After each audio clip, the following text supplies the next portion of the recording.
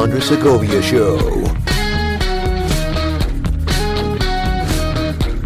Happy New Year to each and every one of you. I am Andres, the Honest Broker. Thank you so much for joining me on this episode of the program.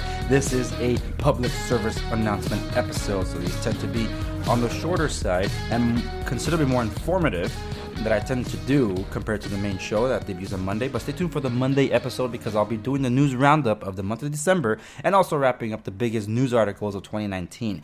The reason I'm doing this PSA is because now that we're officially in the new year here in California, the Tenant Protection Act, also known as AB 1482, that was signed into law in October, is officially in effect. I've covered it before. I've gone as thoroughly as I could over it while things were still being settled, but now I want to recap some of those certain things because I want to talk about who's affected and who's exempted, and also what Costa-Hawkins is, because Costa-Hawkins is constantly being attacked, and we expect it to continue to be attacked in the next year or so because for some, the statewide rent cap doesn't do enough. I mean, it's bad enough that we have rent control in the entire state, second state to do so after Oregon, but that's not enough for the tenant activists. They want to get rid entirely of Costa-Hawkins, the last remaining Homeowners Rights Protection Act on the Constitution here in California. So, without further ado, I want to first explain what Costa-Hawkins is, because I have touched on it before, but for those that are not as in tune to my show, I'll recap it here, that Costa-Hawkins for the past 20 years has prohibited local governments from regulating the price of rents in rental units built after 1995. Costa-Hawkins also prohibits a local government from regulating rents on single-family homes, individually owned condominiums, and townhouses. Moreover, the act requires all rent control ordinances to allow a rental property owner to set the rent at market rate once an existing tenant moves out and a new tenant moves in, a policy known as vacancy decontrol. So let's talk about AB 1482, aka the Tenant Protection Act. Who is affected? The rent cap is applied to properties that are older than 15 years old. So that means anything that was constructed before the year 2005 are affected. The properties that are affected are also any properties where there are two or more units. The only time where the two unit, also called a duplex, is exempt is when the owner lives in one of the duplexes. Properties that are also affected are properties that are not regulated by local rent controls under the Costa-Hawkins Rental Housing Act. So who is exempt from the rent cap? Properties that are less than 15 years old. So if your property was built after 2005, then you're exempt. The properties that are regulated by more stringent rent control, so in other words, those that are existing and already have stricter rent control in areas like Los Angeles, San Francisco, Santa Monica, or Inglewood, Long Beach, Glendale, Burbank, those all have rent control now. Although in the case of Long Beach, the city council voted to repeal it thanks to the efforts of Better Housing for Long Beach, or Better Homes for Long Beach. I suggest you go check out their website and support their efforts because they're also suing the state to get this Tenant Protection Act removed. That court date's coming next month.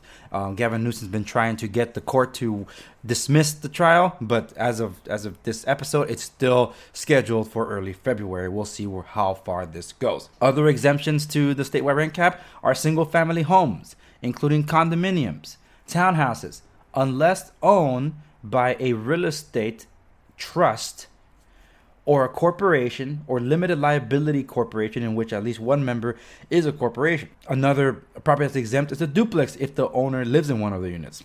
So those are the ones that are exempt. There also is this thing that if you have a single family home and it's not in a rent control area or not subject to rent control, you have to notify the tenant.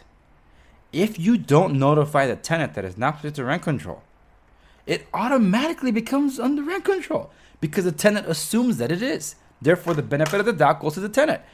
Look, all these rules are rigged against the homeowners, and the last rule that works in homeowners' favors is Costa-Hawkins.